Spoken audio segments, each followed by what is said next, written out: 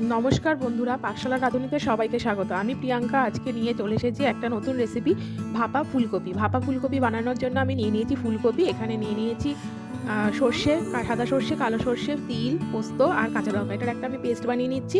আর এদিকে আমি ফুলকপিগুলোকে ছোটো ছোটো করে কেটে নিয়ে সেটাকে গরম জলে কিছুক্ষণ ভিজিয়ে রেখেছিলাম। আমি এটাকে সেদ্ধ করিনি। তারপরে কড়াইতে তেল দিয়ে তার মধ্যে দিয়ে দিয়েছি ফুলকপি। একে একে দিয়ে দিয়েছি আমি এখানে নুন, হলুদ আর লঙ্কার গুঁড়ো দিয়ে আমি এটাকে ভেজে নিয়েছি। ভাজা হয়ে গেলে দিয়ে দিয়েছি আমি এর মধ্যে একটুখানি চিনি দিয়ে আরও খানিকক্ষণ ভেজে আমি এটাকে নামিয়ে নিয়েছি একটা টিফিন বক্সের মধ্যে। এবার ওই যে আমি মশলাটা করে রেখেছিলাম তার মধ্যে দিয়ে দিয়েছি টমেটো কুচি, ধনেপাতা কুচি আর নুন পরিমাণ মতো দিয়ে সেটাকে আমি ওই ফুলকপির সাথে ভালো করে মিশিয়ে পরিমাণ মতো জল দিয়ে আর সর্ষের তেল দিয়ে ঢাকনা আটকে কড়াইতে জল দিয়ে দমে 15 মিনিট বসিয়ে রাখলে পরই আমাদের ভাপা কপি একদম রেডি। গরম গরম ভাতে পরিবেশন করুন ভাপা ফুলকপি।